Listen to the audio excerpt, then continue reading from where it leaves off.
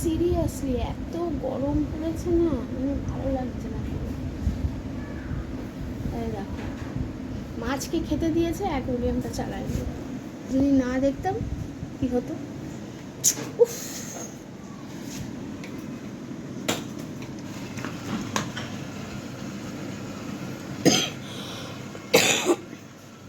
ছেলের কার্টুন চলছে, ছেলে এদিকে ওপরে গিয়ে বসে আছে।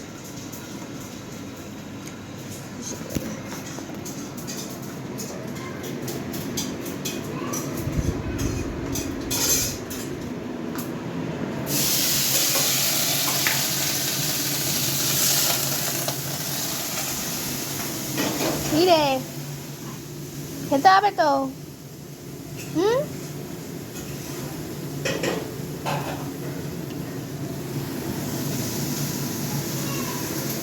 ছোলা দেওয়া হয়ে গেছে, এতটা ছোলা রয়ে গেছে, ওই জন্যই বললাম। ছোলা রয়ে গেছে, ওটা থাকবে না, রোজ বুঝলাম নাকি। আমি মুড়ি দিয়ে খেলাম, তারপরে তো থাকবে। আমি ভিজিয়ে রেখে গেছিলাম তো। হ্যাঁ, ভিজিয়ে রেখে গেছিলে, কালকে তো মুড়ি দিয়ে আমি দুপুরবেলা খেলাম।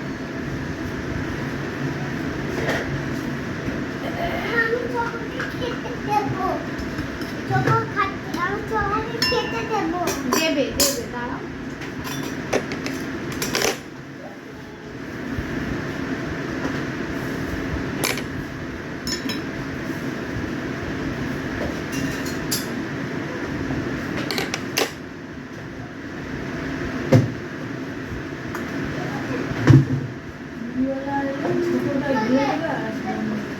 এই চালটা কেন?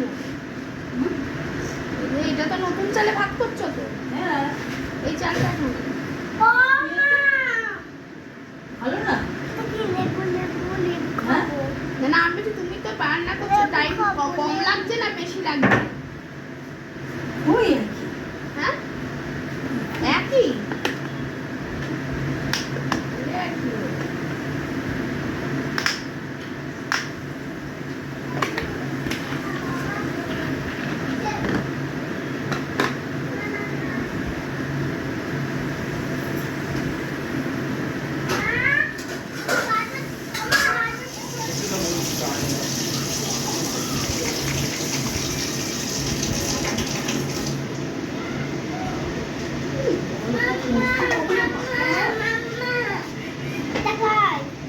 বাবা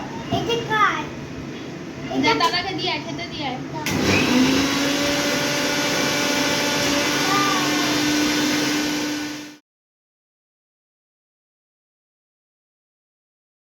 হ্যালো, গুড মর্নিং। আমার আরও একটি নতুন ব্লগে তোমাদের স্বাগত জানাই। সবাই কেমন আছো? আশা করি সবাই খুব ভালো আছো।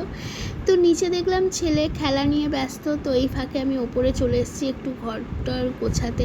কারণ যবে থেকে ছেলে স্কুলে ছুটি পড়েছে না, আমি কিছুতেই কোনো কাজ এগোতে পেছোতে পারছি না। তোমাদের আগেই বলেছি, আমার ছেলেকে সবসময় চোখে চোখে রাখতে হয়, কারণ ও ভীষণ দুষ্টু। তো প্রচুর জামা কাপড় জমে গেছিলো ঘরের মধ্যে, পাট করতে পারছিলাম না। তো ভাবলাম শান্তি মতো করবো, তো দেখলে ছেলের আগমন ঘটে গেছে। ছেলে আসা মানেই দুষ্টুমি আরম্ভ করা, এটা ধরবে ওটা ধরবে। আর এই কাপড়টা পরে ভিডিও বানিয়েছি, তো খুব ভালো ভিউ পেয়েছি, সবাই অনেক ভালো বলেছে, মেসেজ করেছে, তো থ্যাংক ইউ সো মাচ সবাইকে। আর এই কাপড়টাও এবার পাট করে রেখে দিচ্ছি, কারণ ঘরে যত তুমি জামা কাপড় রাখবে ততই ঘর নোংরাই দেখাবে। তো ছেলেকে বলছি, তুই যখন এসেছিস তুই কাজ কর, কারণ বিছানার চাদরটা পাল্টাবো, তুই চাদর নিয়ে আয়, আমাকে একটু জল দে, আমি জল খাবো। এইসব বলে বলে ওকে বিজি রাখার চেষ্টা করছি। তো জল এনে দিয়েছে, দেখো একটা ছোটো কাপে করে। বললাম এইটুকু কাপে কি আমার তেষ্টা মেটে? আর ওর বাবার আলমারিটা আমি যতবারই গোছাই ততবারই নোংরা হয়, ওটার আশা আমি ছেড়ে দিয়েছি। তো ও কি করবে, ও সব কাজ করতে চায়, মানে আমার সাথে এটা করবে ওটা করবে। এবার ও তো বাচ্চা, ও তো বুঝতে পারে না যে সব কাজটা ওর জন্য নয়, ও পারে না। তো এই দেখো চাদর এনে দিয়েছে, আমি চাদরটা পেতে ফেলছি। আর আমার এই তোষক দিয়ে এত রং ওঠে না, জল টল পড়লে তো এরকম কালার হয়ে গেছে। এরপর বলছি সর, ও সরবে না। দেখো বিছানার ওপর উঠে লাফালাফি শুরু করে দিয়েছে। তারপর কি আর করবো, এইভাবেই চলতে হবে। জামা কাপড়গুলো ঘরেই মেলে দিলাম, কারণ পাচ্ছি না। এখন যদি ছাদে যাই পুরো চিতায় উঠে যাবো, এত রোদ। আর চা চানও করে ফেলেছি, ছেলেকেও চান করিয়ে দিয়েছি। আর চলো এবার দুপুরের খাওয়া। তখন ওই 11:30টার মধ্যে তোমার খাওয়া হয়ে গেছিলো। আজকে কী রান্না হয়েছে তোমাদের দেখিয়েই দিয়েছি প্লেটে। আর এখন আমি খাবো চিড়ের পোলাও হয়েছে আজকে জলখাবারে। তো একদম অল্প নিয়েছি, কিচ্ছু খেতে ইচ্ছা করছে না, মানে মনে হচ্ছে শুধু এসির মধ্যে শুয়ে থাকি, এত গরম এত গরম। এবারে অনেক টাকা বিল আসবে, এসি কিচ্ছু করার নেই। আর ছেলে যে চিড়ের পোলাও খুব গরম তাই ভাবে এনেছি। শ্বশুরকে বেশিরভাগটা দিয়ে দিয়েছি, আমি খেতে ইচ্ছা করছে না, কেমন যেন শরীরটা খারাপ লাগছে। তো চলো খাওয়া দাওয়া করে নিই।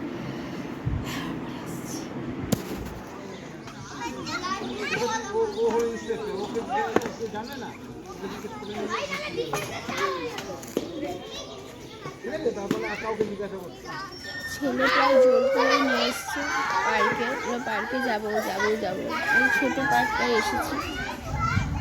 তো ঘুম পাচ্ছে না, যারা এই গরমে চশমা পরছে তাদের মানে কি পরিস্থিতি। চশমাই গরমকালে না, চশমা চোখে রাখতে পারি না, মানে এত কষ্ট হয়। মাঝে মাঝে হাওয়া দিচ্ছে,